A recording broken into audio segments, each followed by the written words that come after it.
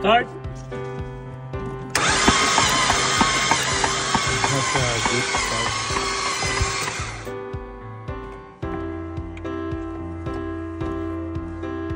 Okay yung fuel pressure niya. Engine won't start kaya chinik natin yung compression. Start! Dito mabagal yung pressure. Kaya ginamitan natin ang ating bore-stop camera para makita yung condition ng cylinder wall.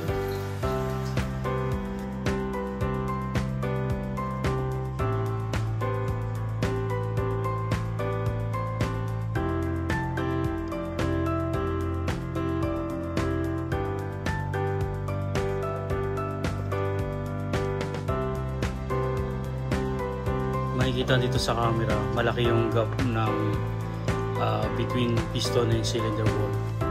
Kaya mababa yung compression rating.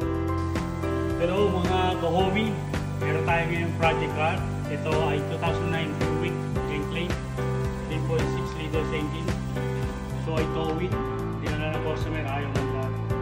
So i-evaluate natin. Check natin yung fuel pressure, okay naman. Nag-check tayo ng spark, okay yung spark. Then ang napansin natin, mababa yung compression niya. Okay, zero compression. Then ginamitan natin ng bore scope. Nakita natin gastado na yung cylinder wall.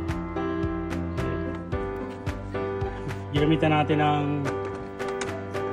leak down test. Kung mapapansin nyo, yung leak down test, kung maririn nyo, merong leak dito sa PCB nya. So ibig sabihin, ginamitan natin ng leak down test.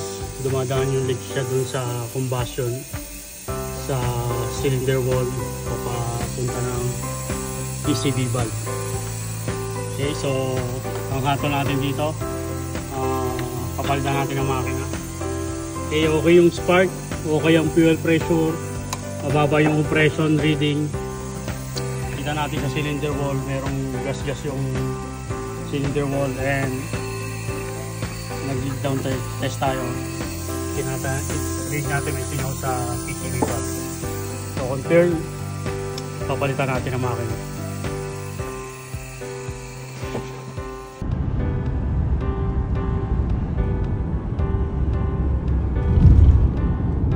Mag-pick up tayo ng makina. So pupuntahan natin doon, ready to pick up na. So binayaran natin ng advance. So naka-receive na tayo ng phone call na ready na for pick up. So pupuntahan natin.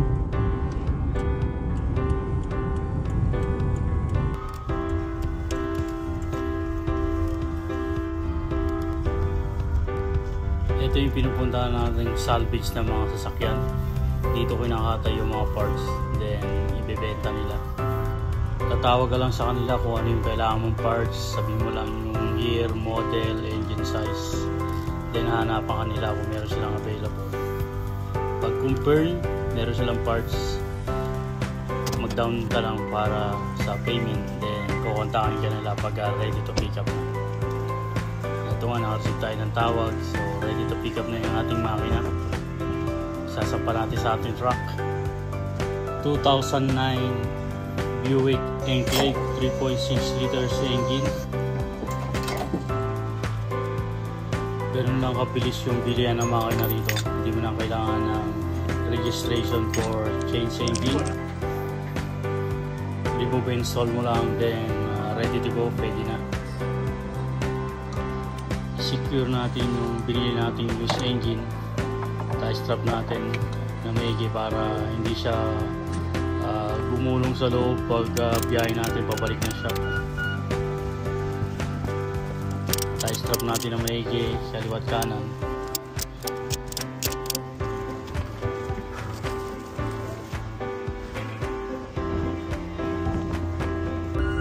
Okay, nakuha na natin yung makina. Balik na tayo sa shop, idadrive natin yung makina. Dito dinoble check ko muna bago kami bumiyahe dahil 30 minutes drive din pabalik ng downtown.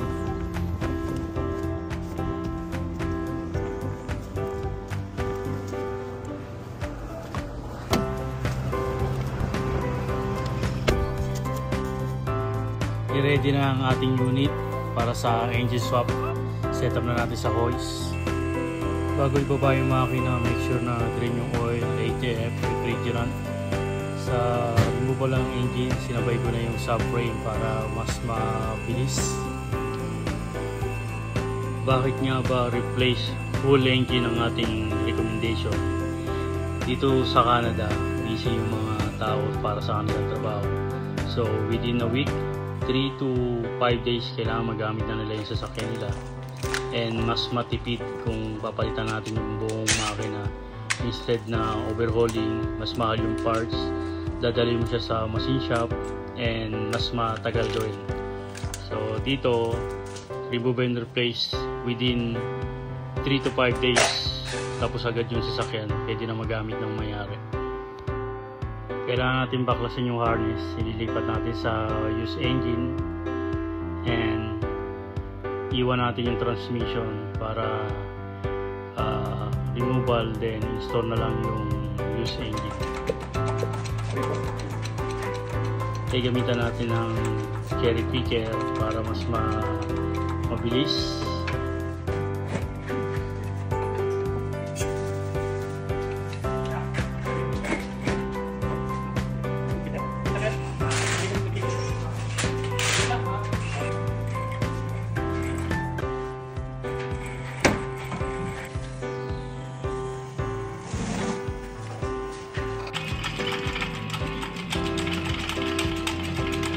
I-ready na natin ang ating used engine. Setup natin sa cherry picker. Ginamitan ko siya ng 4 na bracket para mas align siya i-salpak sa transmission. Then after nito, ililipat natin yung mga binaklas natin. Alternator, starter, intake manifold, and lahat ng harness. Andiyan na rin yung oxygen sensor, upstream and downstream. Huwag din natin kakalimutan palitan ng oil filter, and since baklas na rin siya, palitan na rin natin ng spark plug. Pag salpak ng engine harness, make sure na properly fitted lahat ng monitor, wala siyang loose connection para hindi siya mag-cause ng check engine light or misfiring.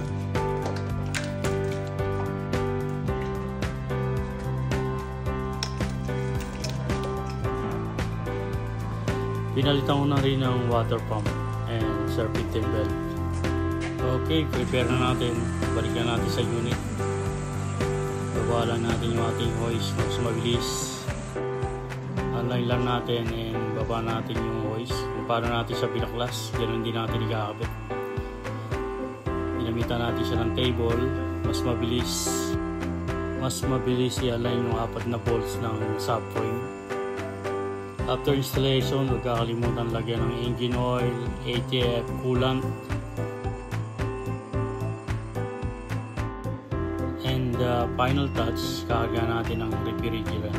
Vacuum muna natin at least to 10 to 15 minutes para mawala yung air sa AC system. Ginagawa ko siya ng 2.3 pounds AC refrigerant based sa kanyang specification.